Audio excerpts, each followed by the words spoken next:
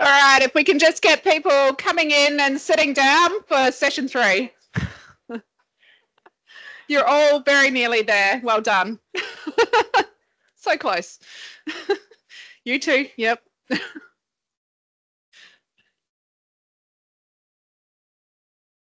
Excellent. Welcome back, everyone, and welcome to our last session, session 3. So in this session, we'll be talking and having presentations from a number of the NRE TAS staff who are working across the state, including across on some of our TLC reserves. And then we'll also have a large component on our conservation programs and working with private landholders. I'm going to be your chair for this time, and our first person, making sure this works for you.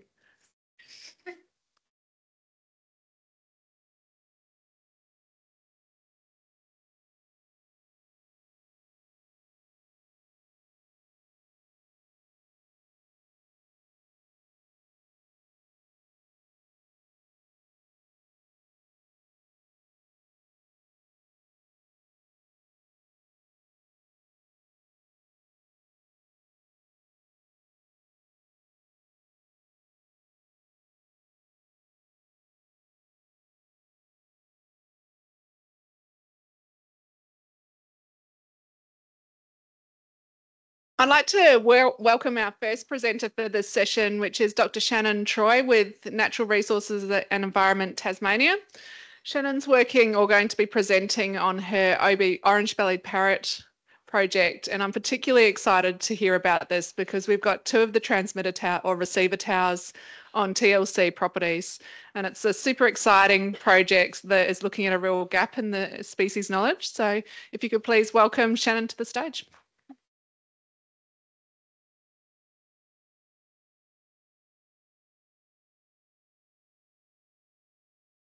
Just check that this works. Great, thank you. Thanks so much, Kath. Very excited to tell you all about this project. I should say straight up though, Toby Travers, who's one of our team, is running this project. Unfortunately, he is overseas at the moment, so I am here today presenting on his behalf. So why track the orange-bellied parrot?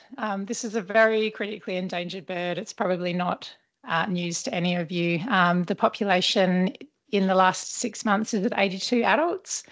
The species breeds in Tasmania in spring and summer, and it's migratory. So each autumn and spring it migrates from Melaleuca in southwest Tasmania, where it breeds, to the mainland and back again. At Melaleuca, the species is really well managed and protected. So it's in the World Heritage Area, and we do a lot there to look after the population. We're releasing captive birds, we're managing predators and competitors, we're providing supplementary food, we're providing nest boxes, but then they leave. And each year we lose a large proportion of the population. So anywhere between 50 and 80% of first-year birds don't return the following year, and anywhere between 40 and 60% of adults don't return the following year.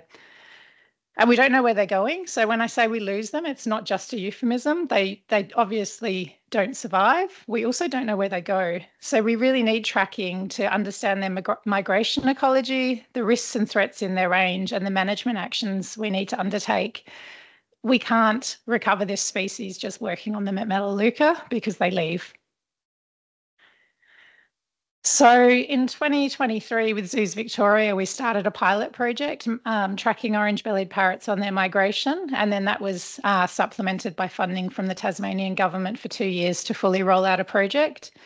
And the purpose of these projects is just to improve knowledge of the species migration ecology so we can understand where it's going wrong and why. Our objectives are really simple. We just want to develop a way to track them. We want to understand where they're going and when. And we want to understand ultimately in the long run the causes of their low survival. So choosing a tracking system for a budgie-sized bird is tricky. It's a very small population, so we have to very carefully consider animal welfare. We also need to think about the objectives. There's a whole range of tracking options out there, and they're a trade-off with size, weight, battery, accuracy, precision, how we retrieve the data, and of course the cost and the time to get the results. There's lots of options. Many of you would be familiar with them. We've gone with a coded VHF system, and we've gone with this because it's a tested system. We've used it on orange-bellied parrots before, and they're small, light transmitters.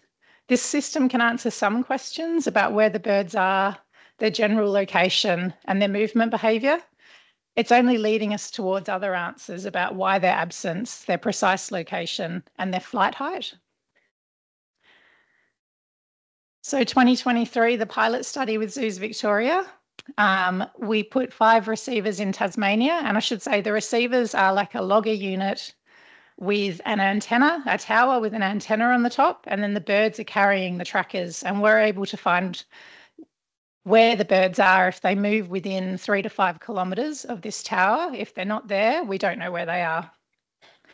So we installed 5 of these receiver towers in Western Tasmania, and you can see the locations on the map.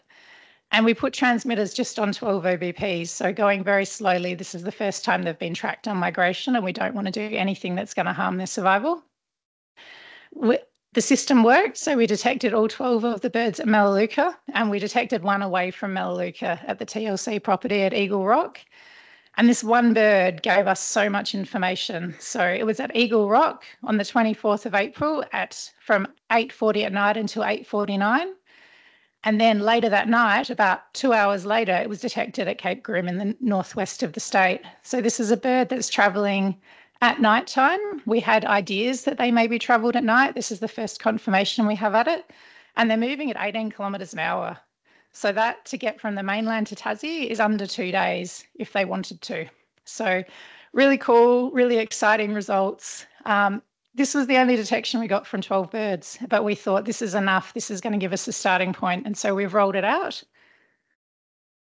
And so this year we've gone bigger. We've got 20 receiver stations installed in Tasmania and 6 in Victoria. We put trackers on 46 of the birds that departed from Melaleuca. So there were about 188 birds that left. So we've tagged about a quarter of the population this time. Super scary. We have to trap them first at Melaleuca. We don't want anything to go wrong then. We don't want anything to go wrong on migration. But if we don't start to do these things, we don't get answers. We've got records at most receivers. We found some issues with the system we didn't have before. So there's a lot of signal noise. It's really hard to tell what's a detection, what's not a detection, and what's background frequency. And we've realised sometimes we pick the birds up within 3 kilometres, sometimes it's 1 kilometre, and sometimes it's 8. So we can't really say where they are, and that's pretty tricky. It's what everyone wants to know, the precise location. So we might be able to do some fancy stats and narrow that down a bit, and that's what we're working on at the moment. So a little bit of an insight into what we're seeing. So 1 receiver tower on the top, each tower has 2 antennae. You can see this U-shaped frequency. That's a bird that's flying really quickly. The signal strength is getting higher and higher and higher as the bird gets close to the receiver, and then it gets lower as it moves away. That is a fast flying bird that's just moving through the area. On the bottom, you can see similar setup, 2 antennae, grey dots are the interference. The solid bars, the solid orange and the solid blue are where the birds are being detected. The solid, I'm going to just move.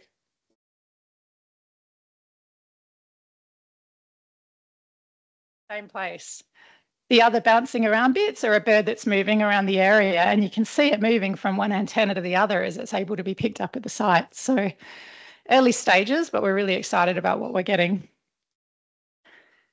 So the next stages for us, finish our data analysis for this year. Some of the sites we haven't even been able to get into yet. Keep going with this coded VHF system.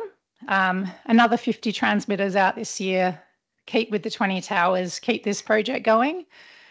And now we're going to be even braver and use the captive population at 5 Mile Beach and trial GPS units on the birds, so on harnesses. And this is 18 months to 2 years until this will be happening in the field. We have to go very slowly for the birds' sake, but we're really excited about what we can find out and hopefully start to recover this species further. And I'm not going to skip the acknowledgements. Or maybe I am. No, it's determined. Yeah, so thanks to Zoosbic, thanks to TLC for letting us put receivers out on your property, and a whole bunch of other people who also let us do the same. Thank you.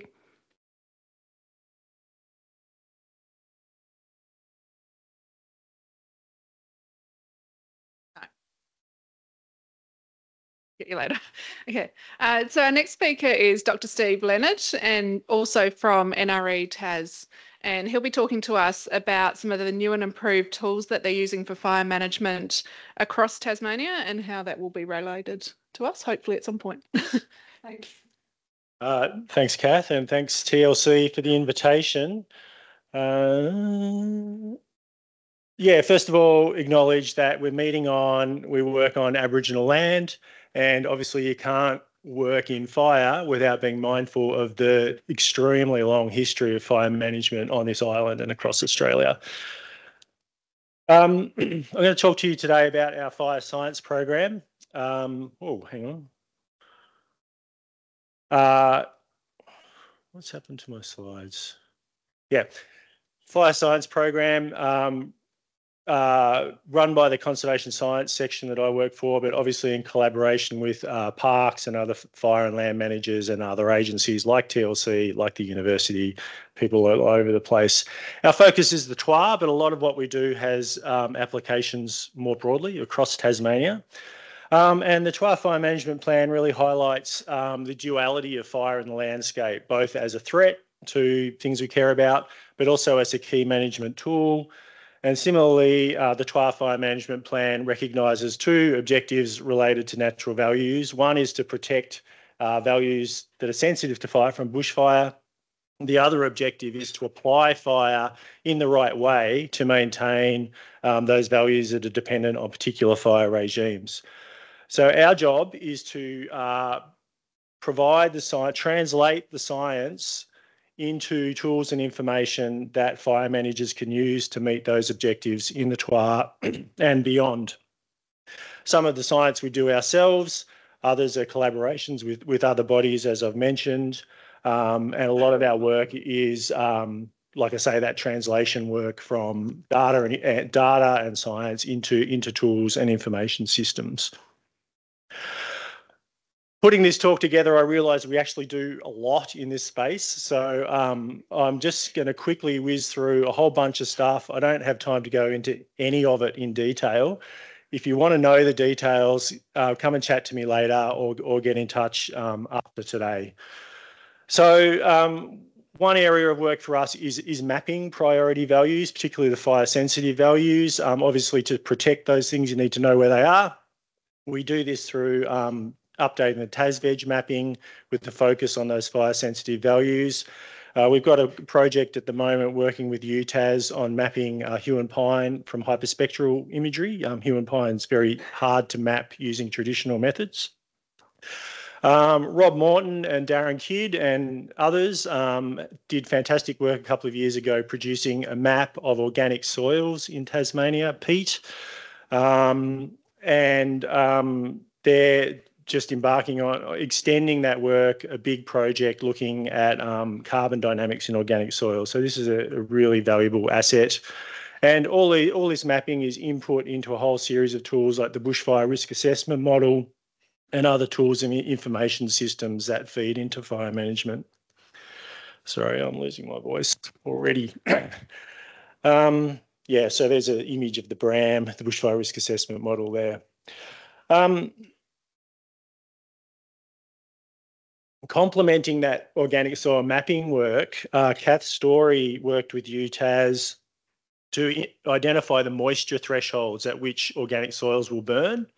And this information is being used in burn planning and bushfire response now.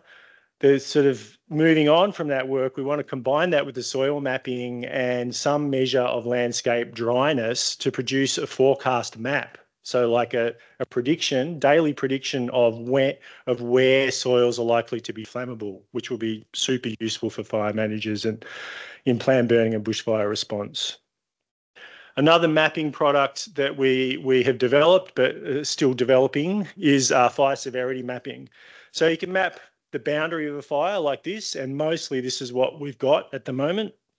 But if you map fire severity, you get maps like this.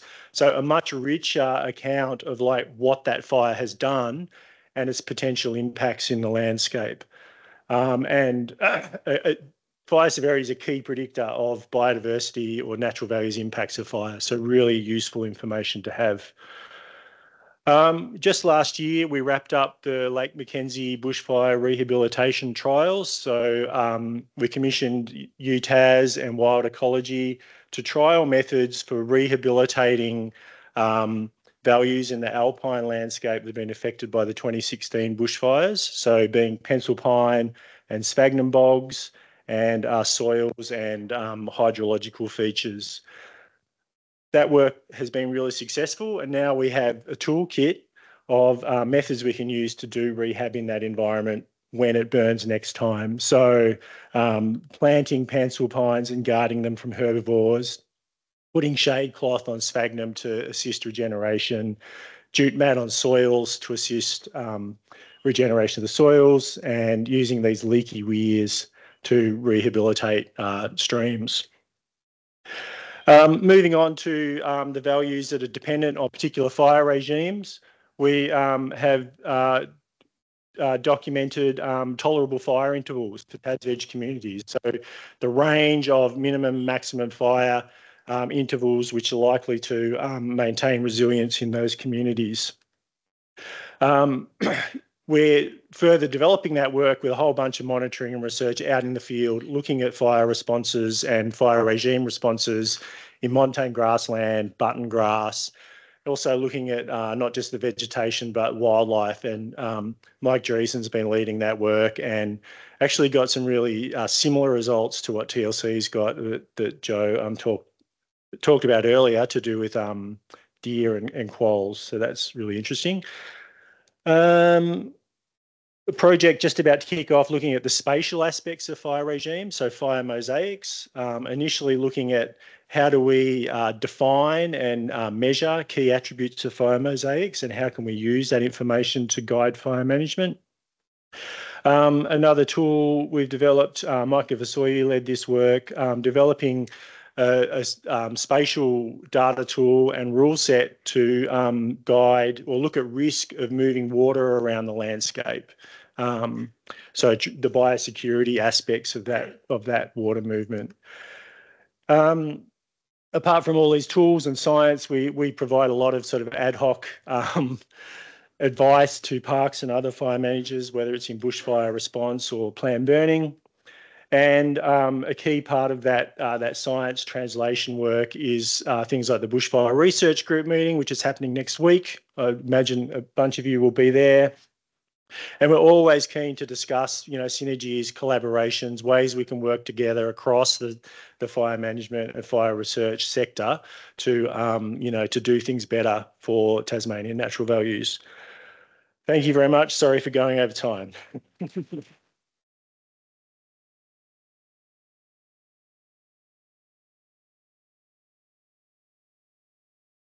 Thanks, Steve. That was a great way to highlight all the different things, especially what's coming up in the Bushfire Research Group next week. That should be fantastic. Now I'd like to welcome Jodie Elmer from NRE TAS as well. And Jodie is going to be presenting on the Save the Devil project. And this is really exciting for myself, but for TLC, because we've hosted these trapping sites out on our Five Rivers reserves and over at Silver Peppermint, some of them since I think 2013. And so seeing that data come through with the annual reports is really great to understand what's happening in that devil population. But this is a fantastic chance to have the program present to us and share that information more widely.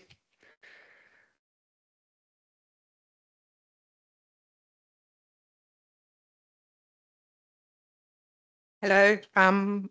I'm going to read because the sea of faces is just debilitating. So you can look at pretty pictures. I'd like to thank the traditional owners of the land in which we meet and where I'm blessed to work and live, and for TLC for allowing us to work on their land. So, why does it do that? So as was said, my name's Jodie Elmer. I'm Senior Wildlife Officer with the Save the Tasmanian Devil program, which has been around for about 21 years now. DFTD covers 90% of the state, and the devil population has declined by 80% according to our monitoring over that time. For us to understand the status and trends of devil populations in the wild, we need routine, robust and regular monitoring. We're currently reviewing our approach to ensure it captures the variability in long-term response that we are observing to DFTD and other important aspects which might drive the trends in numbers that we see. So currently our monitoring uses 3 different techniques: spotlighting, trapping and public reports, which is mainly roadkill. However, the STDP to this day still gets really useful information from collaborators such as Bonorong, and that even a handful of disease reports outside of our normal monitoring sites is incredibly useful. Since the mid-80s, the department has conducted annual spotlight surveys across annual spotlight surveys across Tasmania, and the top map shows where they are. The data here shows where the peak devil abundance was, a typical decline pattern we have seen over the past 20 plus years since the emergence of DFTD.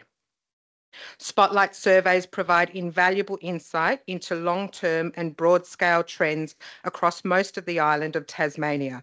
However, we need a more fine-scale method to determine localised trends and the population processes which may be driving them.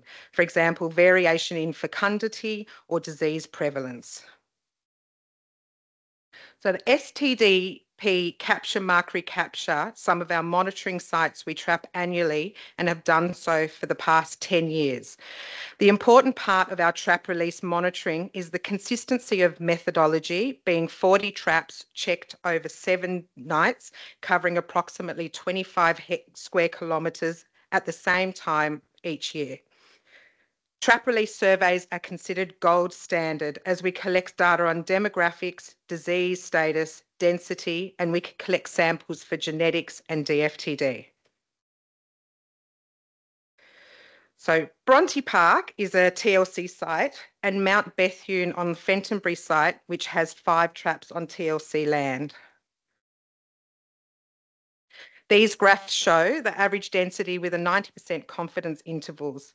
So the solid line, which I don't know if you can see, which is the top, is the average pre-DFTD density across all monitoring sites. The dashed line, which is the one below, is the average post-DFTD density 3 years after DFTD emergence across all monitoring sites. The red star at the top indicates DFTD presence at the time of monitoring commenced, and the red arrow below indicates that DFTD was first detected at this point but was absent in previous surveys. So at Bronte Park, where DFTD was already present when we started annual monitoring, the devil density was much lower than the state average, whereas Fentonbury started at approximately the state average. So Bronte has declined much further than Fentonbury, but looks to be slowly increasing, whereas Fentonbury has almost gone back to what it was. So Bronte is currently hovering around a very low post-disease density. It would also be worth noting that in real terms, this means trapping team captures between 50 and 30 devils per year at Bronte, and that with such small sample sizes, chance events leading to more or less captures affect results for that year. So this graph is of age structure. The x-axis represents the proportion of 3-year-old devils caught on trapping trips at Bronte at the top and Fentonbury below. There have been substantial losses of devils 3 years and over with the advent of DFTD, with moderate signs of improvement at Fentonbury. This is also reflected in estimates of survival of devils at Fentonbury. Note the period where there were no surveys makes it look a bit like the trend is going up.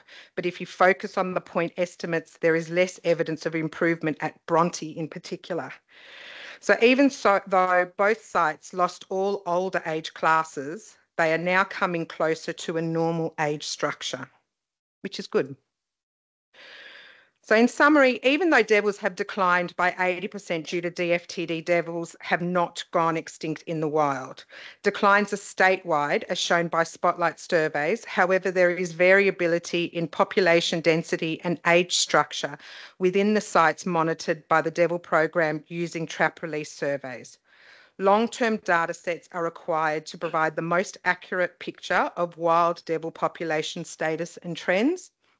And the STDP are currently reviewing our approach to monitoring wild devils to ensure it is adequate to detect future trends, particularly in light of the variability we are seeing in long-term response, as evidenced by comparisons between Bronte, which is faring relatively poorly, and Fentonbury, which is faring relatively well. And here's cute devils. Thank you.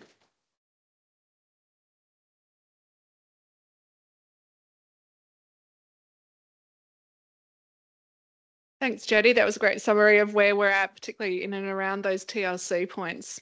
And it's a really good lead into our next talk. So I'd like to welcome up Associate Prof. Andy Fleece from the Menzies Institute at UTAS. And I'm really looking forward to hearing more about the trials that he's been conducting with the bait stations, and particularly how the interface that had with some of the Land for Wildlife is. All right, thank you for this opportunity. I'd like to acknowledge the traditional owners of the land and the field work that we've been doing on that land. It's been really great to interact more with TLC in the last couple of years, and we look forward to expanding that relationship with TLC and the Land for Wildlife crews in the coming years. I'll say right here that I'm standing on the top of a very great team presenting all of this and working with the other partners around the state. So thank you for all the people that have helped us out. So I don't need to spend a lot of time on the population trends because Jodie has just showed those. So basically I think this is going to be the laser. So when DFTD came in, the population went down, and you can see DFTD going up there. So most of the focus has been on the original devil facial tumor 1, which has been around for probably at least 30 years.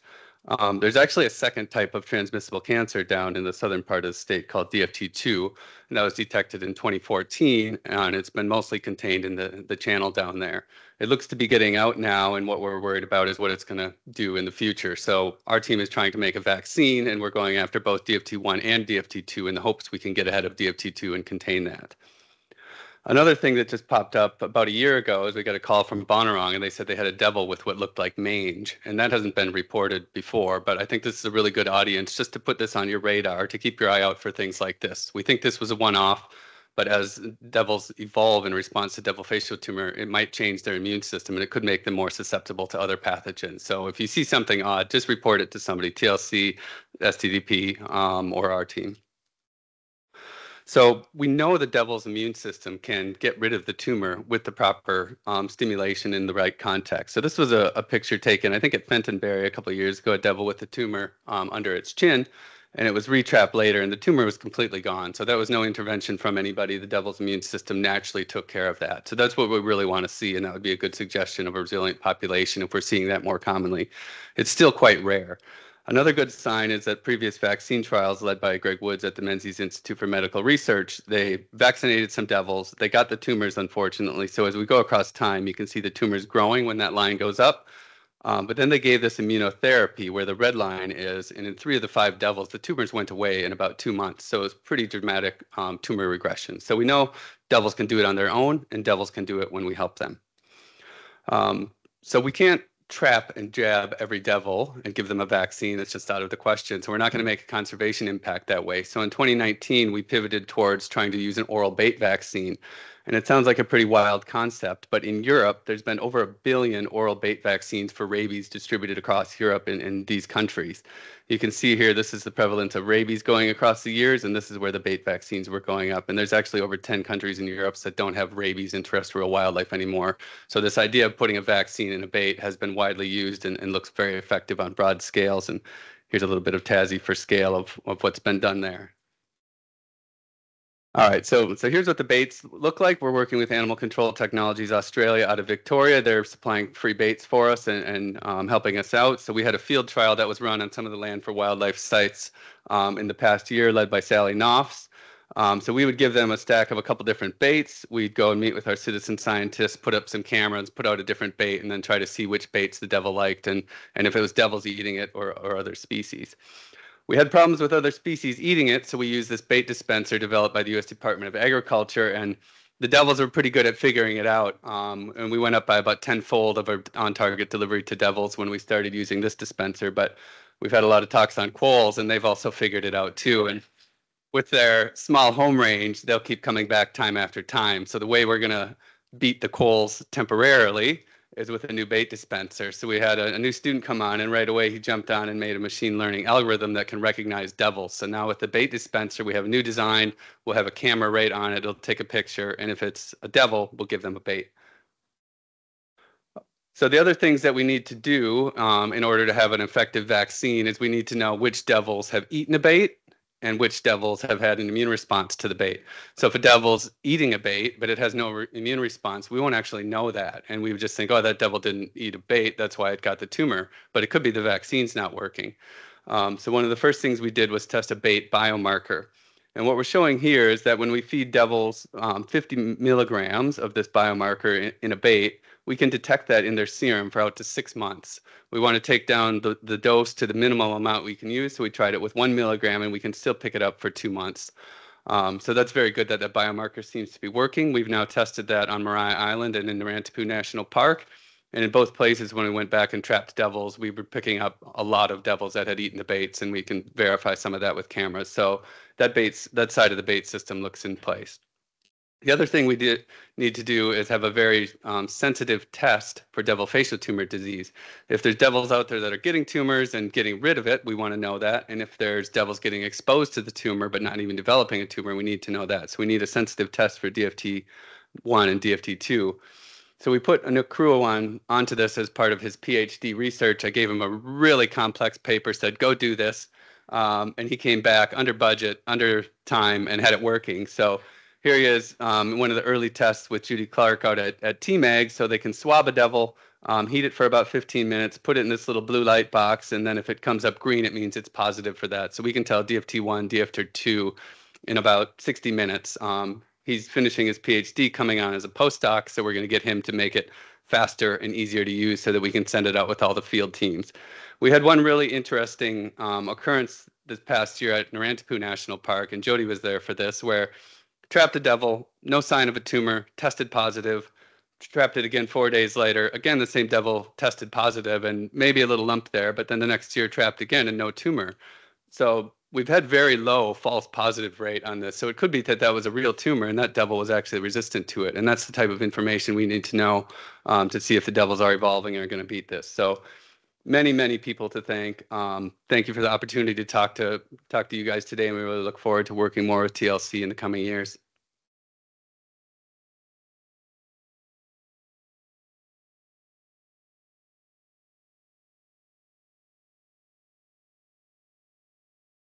Our next presentation is from Dr. Helen Morgan, one of our TLC conservation ecologists. Helen has just finished up delivering a really massive project in the north. We're looking at landholder programs and using wild tracker and camera data. Yes. So.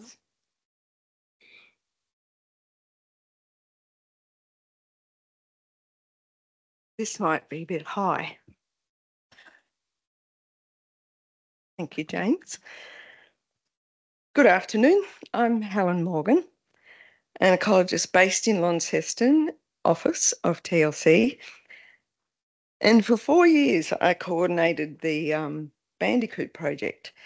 Important because eastern bar bandicoots are declining in Tasmania. Is this going to work? Right button? Good. We had anecdotal evidence of their decline.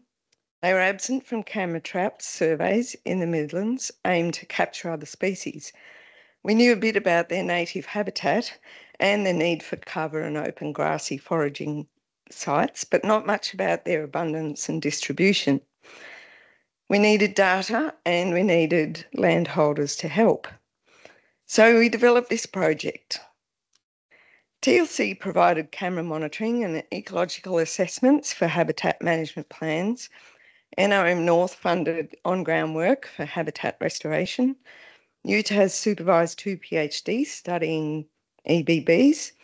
And West Tamar Landcare provided landholders, sites and local knowledge. Cameras were fundamental to the project and a great incentive to engage landholders through our developing Wild Tracker program. We reached out to our networks and started in 2019 with 89 sites. Now, yes, the project was fully dependent on landholder involvement. We ran 5 workshops a year for giving out cameras, results and training in fauna ID and image tagging. The target areas in the 255 camera sites are mapped here. Different symbols at different years. The target areas were West Tamar from Batman Bridge and Deviot down to Prospect, and the Northern Midlands were around Carrick and Longford. These sites are good examples of excellent EBB habitat, plenty of cover, handy to open grassy foraging sites, and both these sites recorded several EBB each time. These are more sites where EBB were captured. You can see that they use weeds, bracken, long grass, either introduced or native, but it's essential for them to have cover vegetation. And we produce maps like this for each species recorded in each year. These show distribution and frequency of detection for cat and EBB in 2022. EBB tending to hang on near the coast, whereas cats were present throughout the target areas and were more frequently detected than EBB. So this is the last of the 4 years of data on 11 native and 5 introduced species, showing the percentage presence at sites of native and introduced fauna in West Tamar and Northern Midlands. EBB presence was much lower in Northern Midlands than West Tamar, and even devils with all their problems were more present than EBB in Northern Midlands. The usual suspects, paddymillen, wallaby and possum were very high, but cats were not far behind. And fallow deer appeared this year with a similar presence to EBB. And as they are destructors of cover, that's a worry for our bandicoots. And disturbingly, eastern quail did not get a record in any year. So over the 4 years, EBB presence at sites declined a little, while cats steadily increased. Pie charts here show sites with EBB and without cats reduced, sites without either EBB or cat reduced, but sites with EBB and cat increased, and sites with cats and no EBB increased. Meanwhile, property scale habitat management plans were done for 60 landholders with 3,865 hectares. On each property, time was spent with the landholder, the EBB habitat areas were estimated, condition assessed, and recommendations given for habitat improvement. In the Northern Midlands, all large commercial grazing enterprises, and in West Tamar, they were mostly small to medium hobby farms, vineyards and grazing, and we had 1 golf club. Of the EBB habitat, there was lower availability of essential cover in Northern Midlands, while West Tamar had a more even proportion of cover and open country. So we did a landscape scale GIS assessment of TasVeg circles, 1 kilometre radius from camera sites, and then queried them for agricultural land and cover. The results showed extensive cover habitat loss in Northern Midlands and a more even balance of cover and agricultural land in West Tamar. So where they've lost natural cover, eastern barred bandicoots can use patches of rubbish vegetation as cover. This is not protected or valued by most of us, and certainly not going to wave any red flags in formal planning processes. The good news is that over 200 landholders took part in this project. We gathered 4 years of presence-absence data where there had been none. We have 60 management plans on properties and 16 new properties into land for wildlife. All participants can continue camera monitoring with Wild Tracker. And for potential students out there, we have unearthed many research questions to think about. And NRM North managed to do quite a lot of revegetation, protecting existing vegetation, and they produced that little book for revegetating bandicoot habitat, which is available here. If anyone's interested, they can take one home. So I'd just like to thank to all the people who made this project possible, especially the landholders who took part over 4 years, and my supporters in TLC, mainly Lee Walters, Matt Taylor, Rowena Hamer, and Steve Izzard from NRM North. That's it.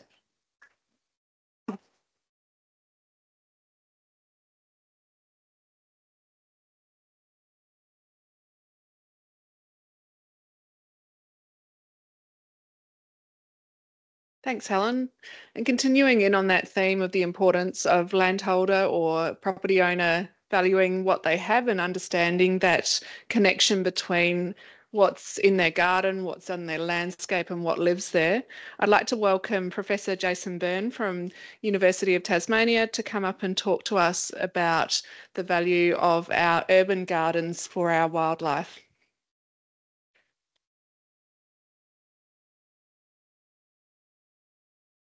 Thanks very much, Kath. At the risk of heresy, because we've had a lot of talk today about conservation, I'm going to shift gears a little bit. First, though, I want to acknowledge the traditional owners of the land on which we meet today, the Mwinana people, who unfortunately are no longer with us. They did not survive invasion and genocide. I want to pay my respects to elders past, present, and emerging. So just a few things I want to quickly touch on today in the short time I have available. A quick look at climate change impacts, a focus on urban heat, and then thinking about gardens for wildlife and some potential practical solutions we might take.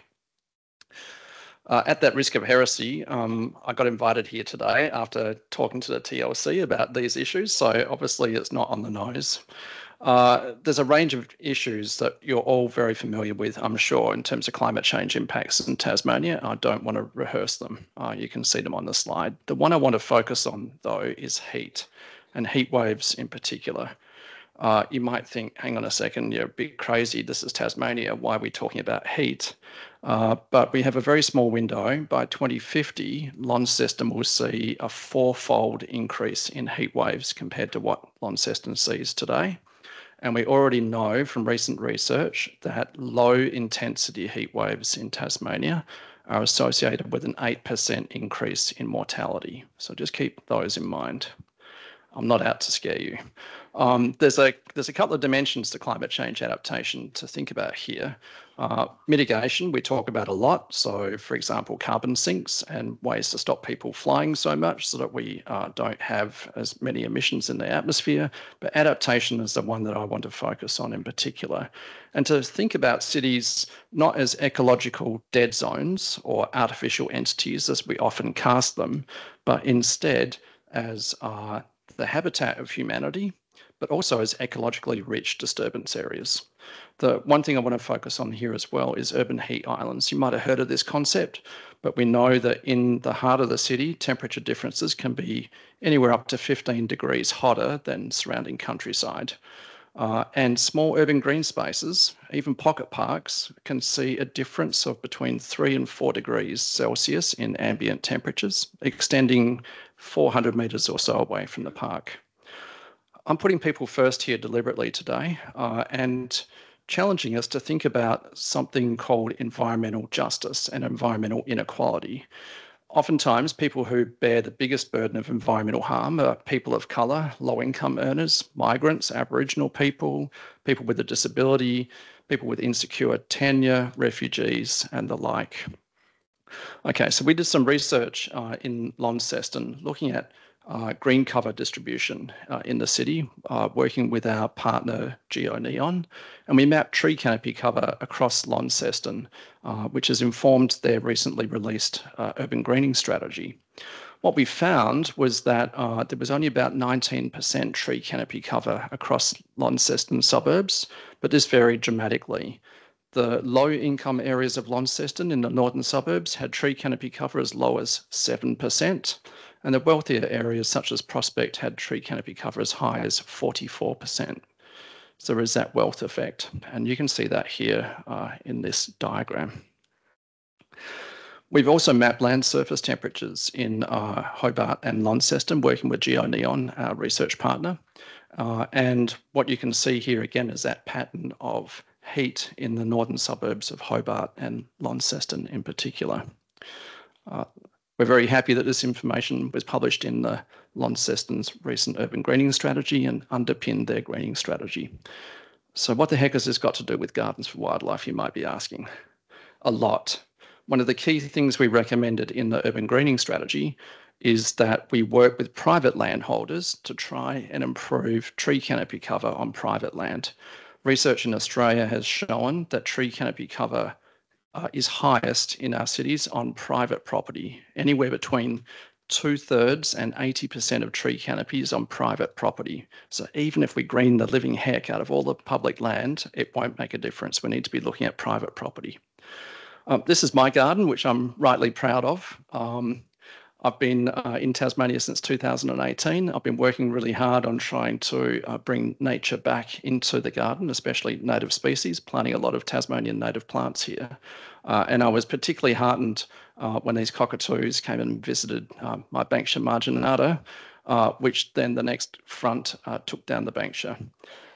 So we have some issues we need to work with when we're thinking about how to bring nature back into our garden. But, you know, I'm comparatively well off. I'm middle class, I'm white, obviously, and older. What about people who are renters? What about people who don't own property? How can we get them involved in Gardens for Wildlife? So these are photographs from northern Hobart, from around Bridgewater, and in Brighton, except for the multi-storey building, which is a new building in the city of Hobart, downtown, not far from here. I'd challenge you to spot the greenery.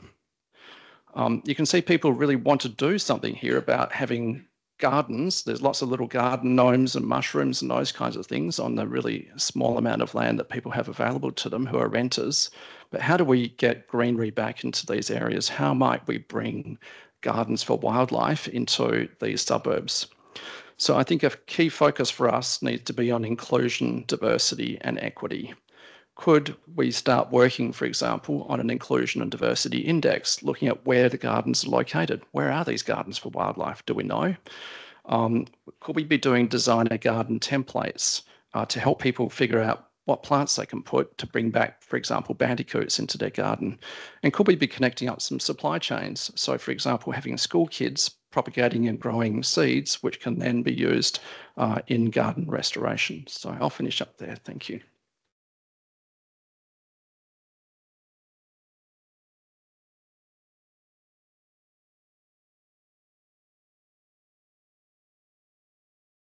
Jason, and with that I would like to introduce Vanessa to give us an update on one of her Resilient Landscape Nest Pub projects. Yep. Thank you, guys. So I'm going to be talking to you about a project which is very much a collective, most of whom are in this room today. And we're trying to explore the outcomes that happen on conserved and managed land. So, I mean, if you even think about the beginning of today from Kath's talk, where she showed you a pie chart that shows you both the land that TLC owns and manages, but the broader private land conservation estate here in Tasmania, voluntary participation and conservation is really integral to achieving our collective goals. It was a big component, perhaps the largest component of that pie chart. And that's the segment of the population we're trying to better understand, to understand that collective power in terms of looking after nature.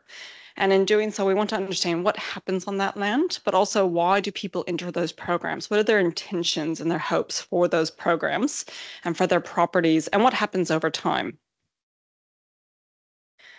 So we're studying this being guided by a framework that we've chosen from the literature called Noticing Nature. And we chose that because it's a kind of contemporary way of conceptualizing what happens when we notice nature. But also when we read it, it really made sense for how we feel in the stories we hear from you when we talk to you. And that's the story of, as we connect to nature, as we notice nature, we steward nature. And as we steward nature, nature stewards us. And so it goes. And so we wanted to use that as a way to better understand people's experiences directly within these programs as they notice nature. But first we had to, given we're going to be primarily very much focused within a program, first we had to understand really what brings people in. And we wanted to first do that through understanding nature connection. And so the first question we asked was, really, what brings people in, what draws people in? And we're asking that in a range of ways, so thank you. And if this is feeling familiar, that's because it is. This is very early breaking results from data just pulled from our surveys, so thank you. But we first asked, essentially, do people in these programs have a higher level of measurable nature connection relative to the general population? And so we did that using a nature connection metric. That's a 12-point survey. And we did that so that we could compare against the broader population. And what we found was quite interesting. Kind of matched our expectations, but here's Australia. So in general, from a sample across Australia that was representative, the overall nature connection was kind of at a 6 to 7. And then Tasmania was ever so slightly higher than the national average, which is quite interesting. And then here are those who participate in TLC's Land for Wildlife and Wild Tracker. So statistically significantly much, much higher than the average, both here in Tasmania and at a national scale. So that's not the only part of the story, but that's really interesting to us because it tells us that, you know, our own collective intuition that noticing nature matters. It matters for us and it matters for nature is really what's happening there. So the next we wanted to start to understand what happens as we start to steward land. What are we choosing to do on our properties as we voluntarily look after nature? So these are just the 4 top listed items that people told us they do on their property. So it probably makes good sense that they look that their land is for wildlife. That is the title of the program. So there's probably a match between expectation and reality there. But that was, you know, that people are very much giving their land to nature and allowing nature to look after them. In doing so, they are restoring by planting native plants and by trying to remove invasive plants and looking at how they can better manage invasive animals. And they're having lots and lots of conversations with their neighbors about what it means to look after wildlife on land. And so they're sharing that collective power and vision for what it means to notice nature and to look after nature and to allow nature to look after us. And so really the point of this is to look at how this changes over time. And so you will probably see us asking for your time and thanking you for your time over the next 3 years. This was the first year of a 3-year program. We want to understand how these things change over time as we notice nature, as we contribute our land to nature, and as we allow nature to really influence and connect to us and look after us. So thank you for your participation. Thank you for noticing nature. Thank you for being a part of those programs.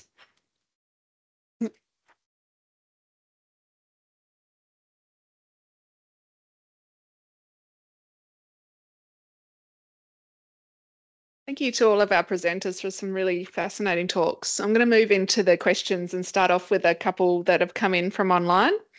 So the first one is for Jodie, and it's regarding the devils and thinking about the decline of numbers of Tasmanian devils and whether anything is happening in regards to the large number of devils killed on the roads in the Woolnorth area.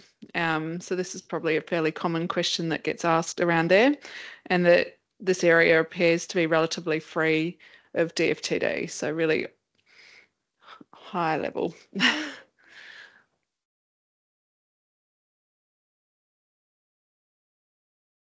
I'm actually the wrong person to answer that question. Samantha Fox is intimately involved with the Roadkill project, and there's a lot of dedicated people up in the northwest There have been mitigating strategies such as virtual fencing, but they're quite costly. They need to be maintained.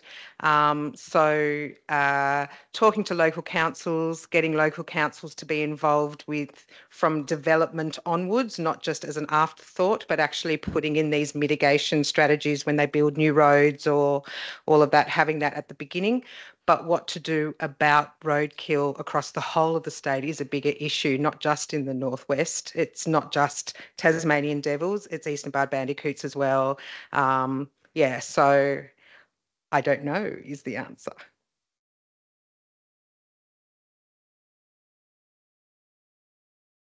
Thanks, Jodie. And I might have people think about if there's some questions in the room. And I've got one for Helen while everyone's thinking about their questions. And that's whether the NRMs have extended the finding for eastern barred bandicoot habitat across other catchments. So the information that you've found and whether that's been used across other catchments.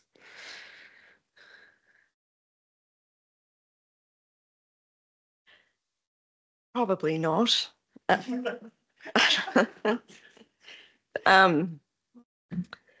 Yes, there were, of course, multiple catchments involved, and I suppose we had two areas that were really different. The Northern Midlands and the West Tamar are quite different, even though they're quite close together. So you could probably think, and what alerted the project in the first place was the fact that they weren't finding any in the Midlands. So you could probably say that the Midlands is a sad story, and anywhere like that in Tasmania might be. There's more anecdotal evidence that they're doing quite well down in the south and in parts of the northwest. And Matt Taylor did run pilot trials down south and in our area in 2018, and the ones down south were quite good, but I can't rattle off the results, but they were better than what we got.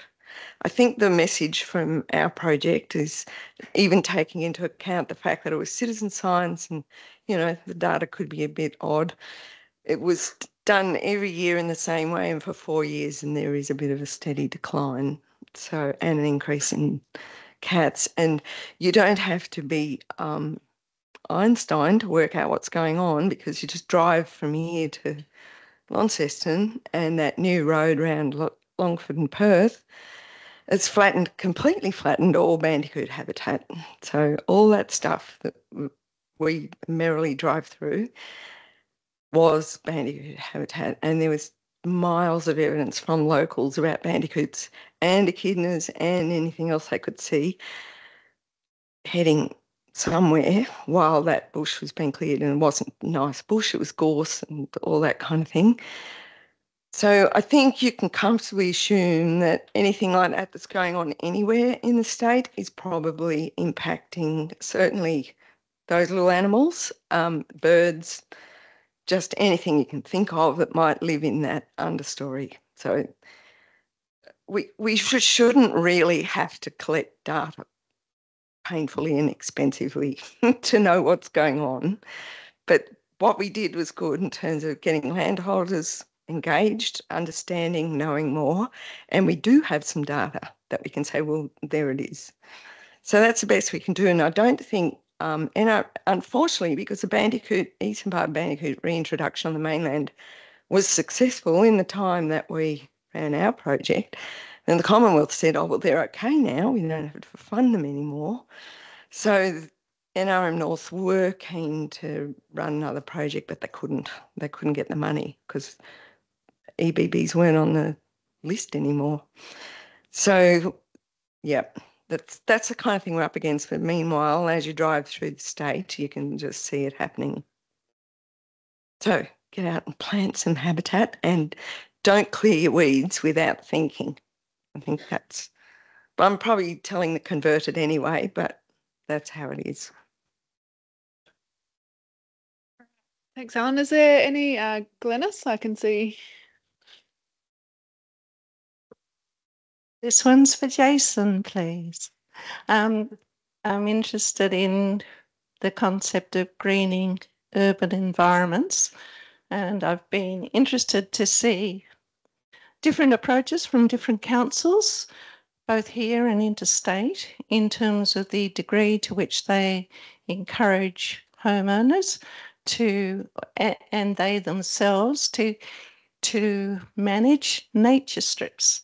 So I've seen nature strips that have been converted to artificial grass because it's low maintenance and cost saving by councils. I've seen some councils encouraging landowners through providing advice and plants and community engagement events and delivery of mulch and all sorts of things. I'm wondering if you see opportunity for really facilitating nature strips for nature. Great question. The answer is yes, I do. It's a really optimistic response. Hobart City Council has now got a verge policy. They even have some really useful demonstration material showing what kind of plants can be grown, what heights, how not to obscure traffic, these kind of concerns. And that's a step in the right direction. There's other local governments around Australia that are doing similar actions to encourage people to manage their nature strips for nature.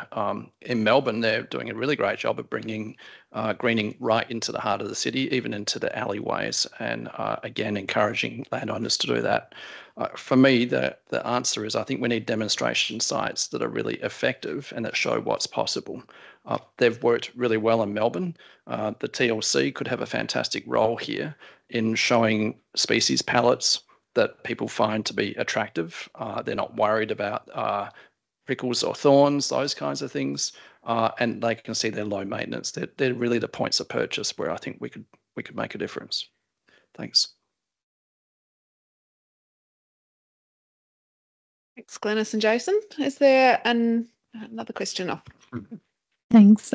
Just a question for Vanessa. I just wondered with the results that you got, whether you looked at cause and effect, whether the people that were conserving nature on their properties had a deeper connection because they already had those values, or whether they were deepened as a result of the conservation activities they were participating in.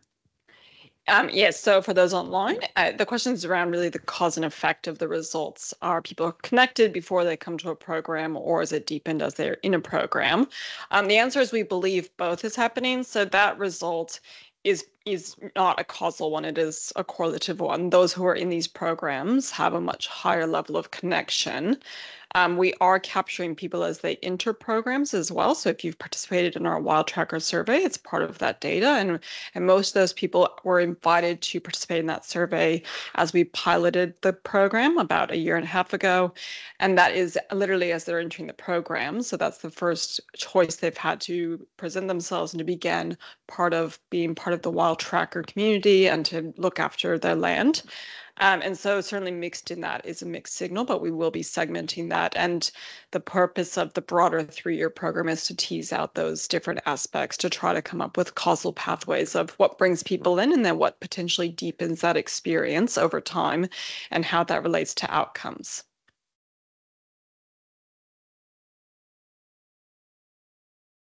Yeah, I can see Sally's got the microphone over there. Just beat Vishnu. Yep. Could be some time. It's an observation on Wild Tracker and Land for Wildlife to reinforce just how important those two programs are and that they're serious, not just cute feel-good programs. They've got a role to contribute data in a meaningful way. And my question relates both to Helen and the bandicoots, but Jodie and the devils. I noticed in Jodie's talk there were gaps in the monitoring for devils across the state. And my question is whether you see Wild Tracker and private landholders being able to pick up the long-term monitoring of devils on their land, fill up some of those gaps and free some of your time to do other work.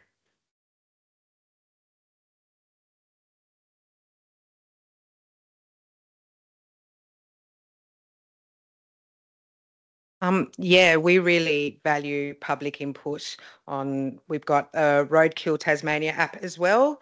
So that shows us, like, we've only got eyes where we are.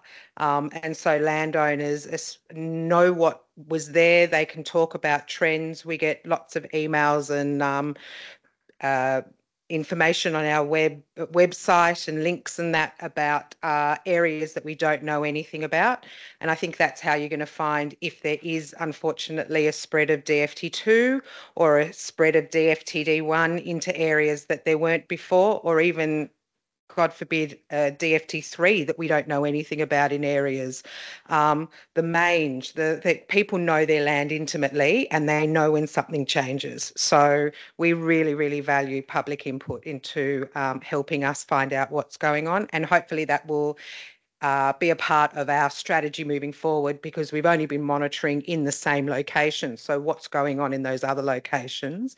It's everybody out there that's going to help us do that. So absolutely, yeah. Thanks, Jodie. I might just take one more question. Did I see there was a Vishnu had? Yes. Yep. Thank you. Yeah. So question from Shannon.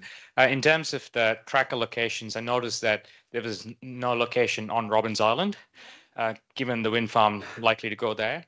But also wondering if you've got any locations on the mainland, and also interacting with salt marsh conservation programs on the mainland, given the parrot uses salt marsh as the wintering habitat.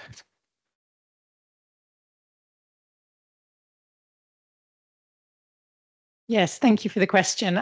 You might have noticed I thanked a lot of landholders. We actually didn't use any private land, as in privately held land for this project. So we stuck to parks land, TLC land. To be completely honest, in year one, it happened all very, very quickly. And we went with how can we quickly get receivers out? It wasn't that different in year two. We got the funding, but it takes a while for these things to happen. So we didn't have anything on Robbins Island. Salt marsh conservation on the mainland, I'm not actually sure. So Zoos Vic choose the sites. I'm pretty sure in year one, at least, they've concentrated on places where orange-bellied parrots are seen pretty regularly, partly for proof of concept. They've got a site at Nelson in southwest Victoria that's pretty close to the coast in like a funneled area, but we're mostly starting with kind of known locations and then expanding out from there.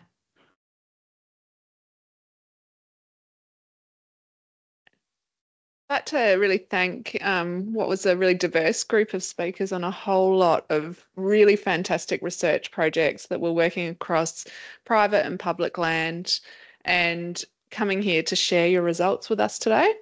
I'm now going to hand over to our CEO, James Hatton, to make the closing remarks.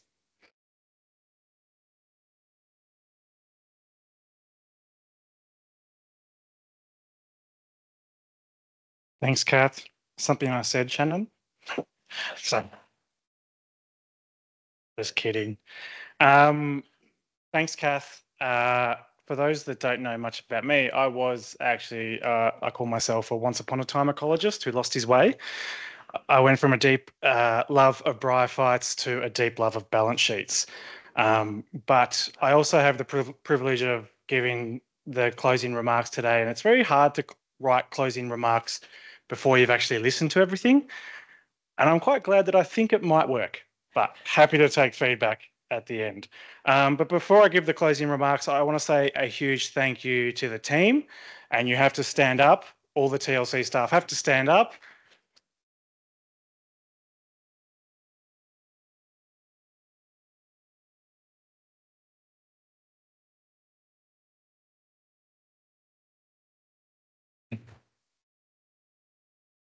See, I'm not that embarrassing. I used to make them all come up the front, but I won't do that anymore. But a big shout out to Annabelle, who has done a huge amount of work to make this event run. Thank you, Annabelle, and thank you, Kath. Those that remember last year, Kath was quite ill and had to pull out at the last minute, and you've done an amazing job. And it's an amazing event that I think will go from strength to strength.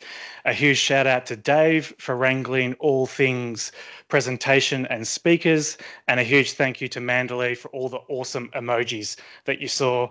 My favourite was still the gun and the owl, not together, but they were very, very, very cool.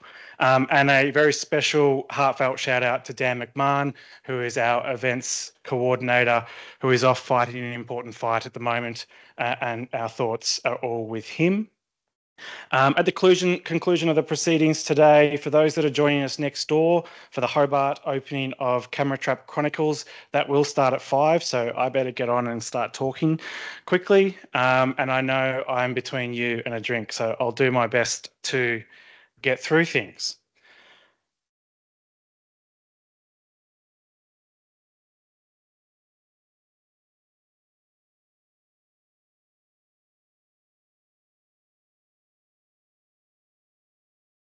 Is it going to work, Dave? Okay. But I thought those that were here last year, I tried to take people on a bit of a journey around the state. We've all sat here and listened to incredible people talk about their passions and talk about their work. And as ecologists, we feel much more comfortable when we're out in nature. And for the comment about there's no plants, I thought I'd bring a plant into the room. Sorry, it's a Victorian one. But for me, nature was my classroom. From a young age, it ignited my curiosity and provided me the breathing space to think, learn, and ask questions. So when I graduated as a conservation ecologist from Deakin, sorry, I am a mainlander, I was stoked to become a park ranger in the Great Otway National Park. One of the locations of where this Victorian listed endangered species grows. I know all the Tasmanians that are sitting here going, it's not listed in Tasmania. It is in Victoria. This is Bosnia cordigera. In my first few months, some researchers visited the Otways to look for this plant.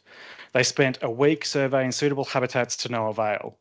I remember on their last day in the depot, we bid them farewell, wished them luck at their last survey site, and I headed out on patrol with Mick, one of the longest serving rangers in the region. Mick was born and bred in the Otways, and he knew it like no one else. He was a man of few words, and I got very comfortable sitting in silence working with him.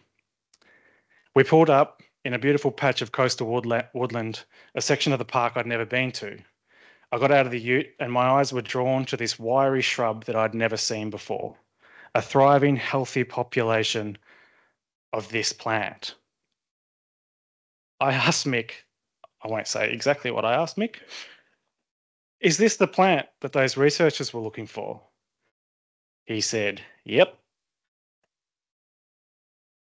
I said, why didn't you tell them? And in classic Mick fashion, as he rolled his morning cigarette, he said, never asked.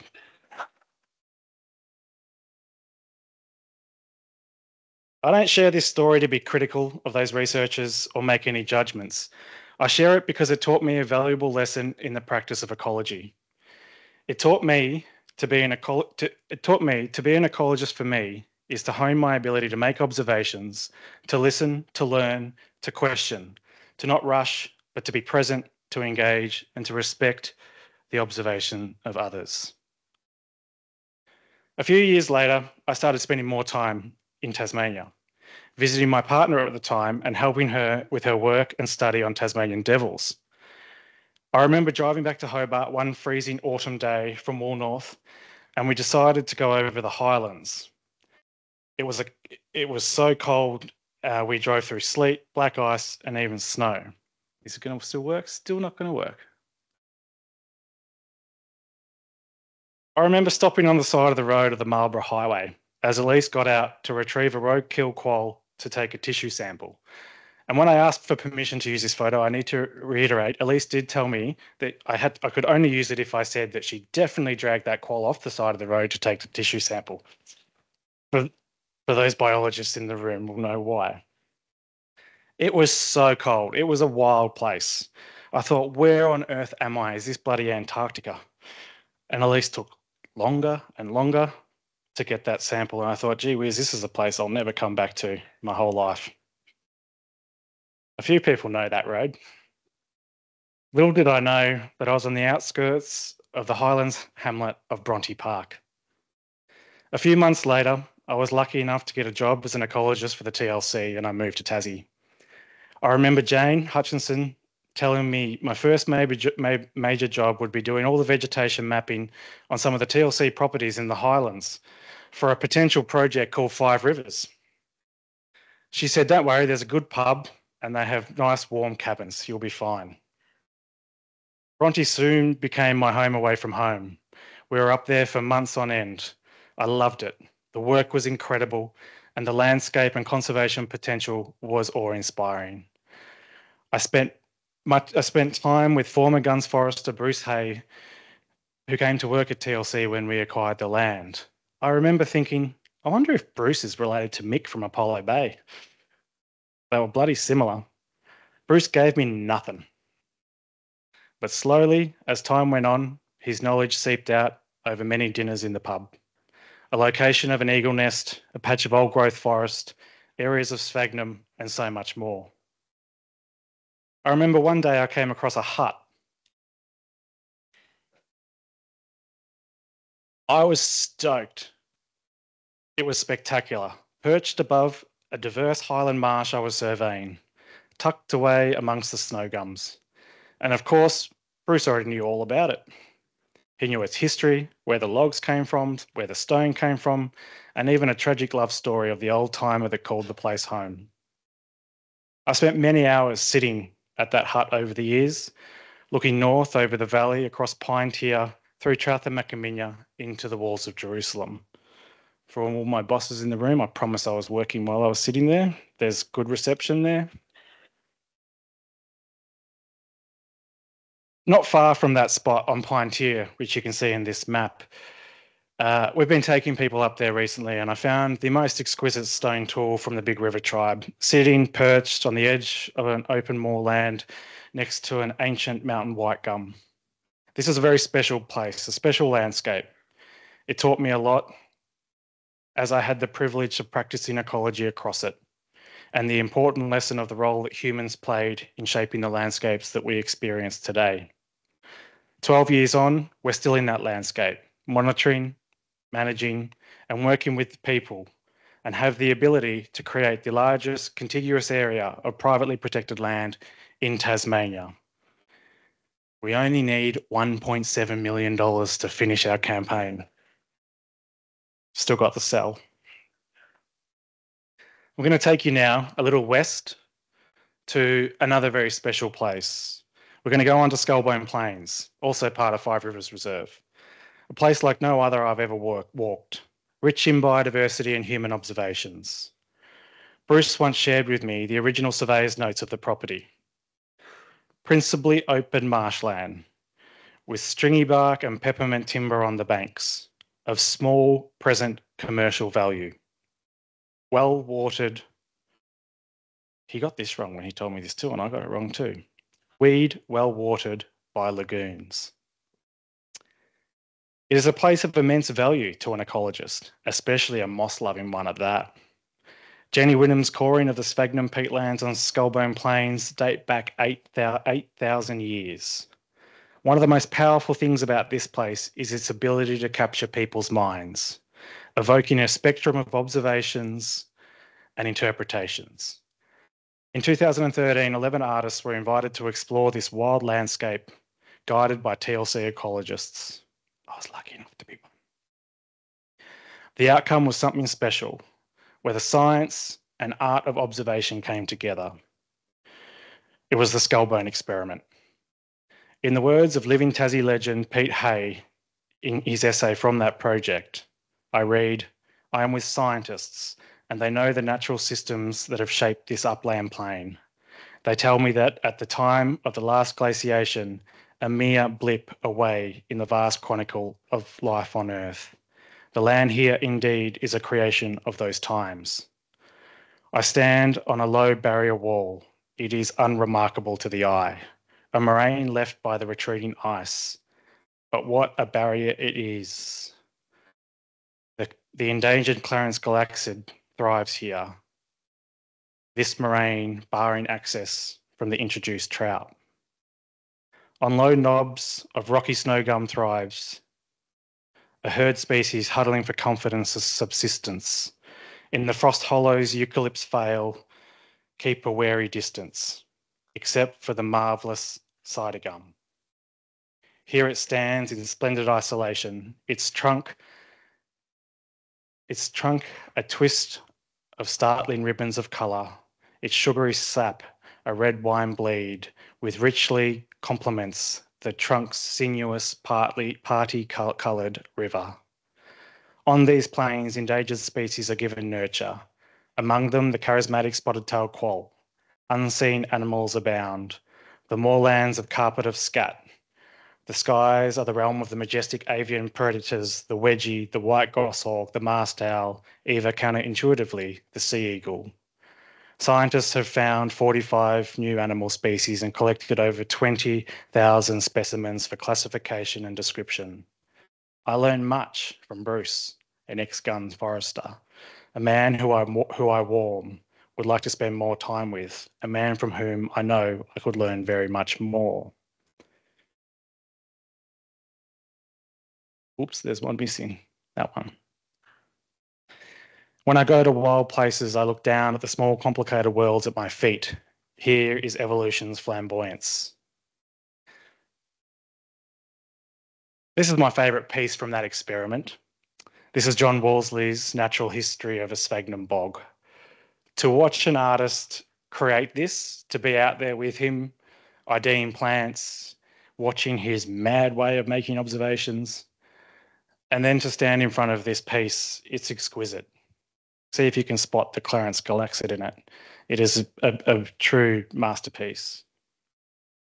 Pete Hay once said to me, when you put a scientist and a creative together, 1 + 1 never equals 2. And for me, this piece exemplifies that. I'm now going to go a little bit north to a special place that we've heard a little bit about today. One thing I love about being at TLC for so long is seeing people go to places that I've had the privilege of going to as ecologist and come back with beaming smiles and the excitement. And this is one of those places that does that. We're now headed north to the Vale of Belvoir. When I think of conservation science in Tasmania, I think of this place. From Jamie Kirkpatrick, Louise Gilfetter, Sib and Keith Corbett, and countless students and ecologists, probably some in the room that I haven't mentioned, have counted, measured, monitored every form of biota at the Vale, including some of the most epic leeches you'll ever experience in your life. You may not know, though, but TLC's commitment to applied conservation science is one of the key reasons that the previous owners, the Charleston family, agreed to sell to TLC in 2008. The TLC has built a strong working relationship with the Charlestons over 16 years, first to understand their management and then to learn from their observations of that landscape over generations. While everyone thinks of lands of the Vale, I like to also spend time in the ancient rainforests that are also spectacular. Lisa Charleston, daughter of Kevin from whom we bought the property from, wrote a haunting piece in TLC's Breathing Space publication, which sets out some historical accounts that have been passed down through their family, and I'll share a short passage. In midsummer, as the lower pastures dried off, old George drove his beloved herds the 2 days up from Narrawa, unwittingly following the clan's grassy corridor through Daisy Dell and along the Middlesex Plain. Rifles and makeshift drop log fences kept the fragile agricultural order against the broadness of the plains and the unmatched ferocity of the field's wild bulls, bridled beasts who thrashed and roared around the camp at night. For 10 weeks, the family settled into a clockwork routine, milking twice a day, grazing out the cattle and churning the milk into salty potted butter. Thick curds warmed in giant iron boilers pressed in giant iron boilers into 40-pound wheels of pale yellow alpine cheese. Rows and rows were set ripening on the scrubbed pine boards of the dairy. No need to keep pigs to consume the wasted whey. Native hyena and tiger snake cleaned out the troughs instead. Plenty of native hyena, or thylacine, held on till the bitter end around the big valley and the surrounding slopes.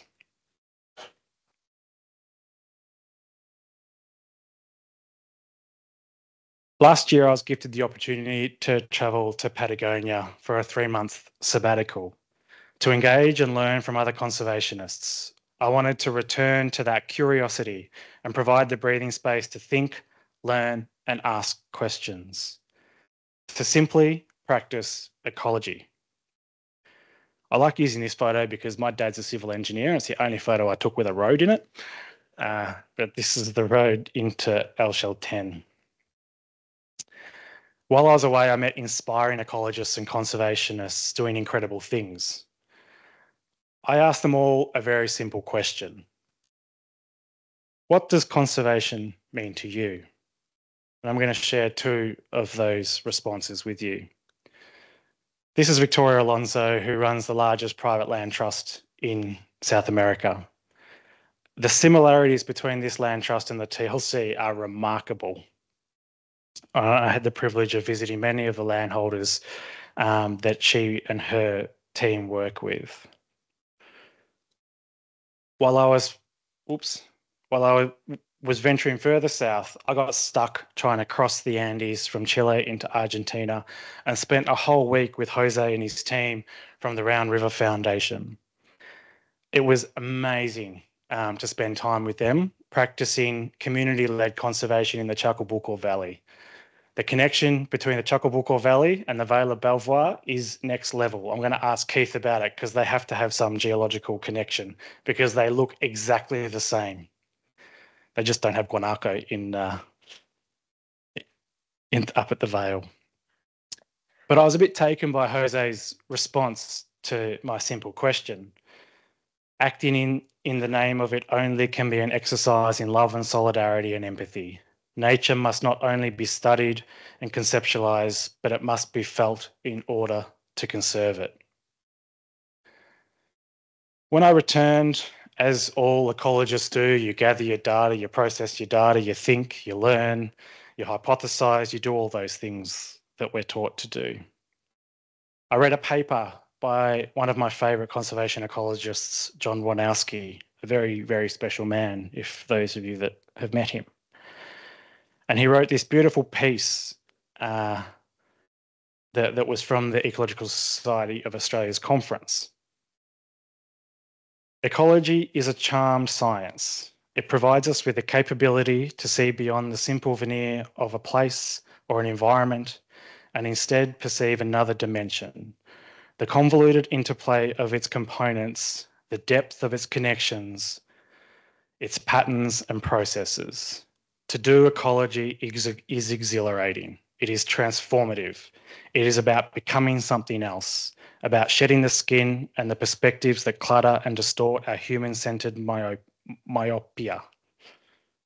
To do ecology is about pricking the delusion of being apart from and above nature. It is the wonder of seeing the world from the perspective of a different species. It is about understanding the endless and enduring shifts of time and place. It is infinitely variable. It's infinitely variable patterning inherent in the natural world, in the world in which we must fit. For me, the practice of ecology can be expressed in so many ways, from creating a protected area and building the knowledge to care for it, to a deep sense of purpose and belonging. A simple act of an observation, a connection to people and place, or a conversation. A way to make sense of the world. After all, we are part of the system. It is up to us to do what we can with what we have to achieve lasting and meaningful conservation. To close today, I want to leave each of you with that simple but profoundly important question to consider. What does conservation mean to you?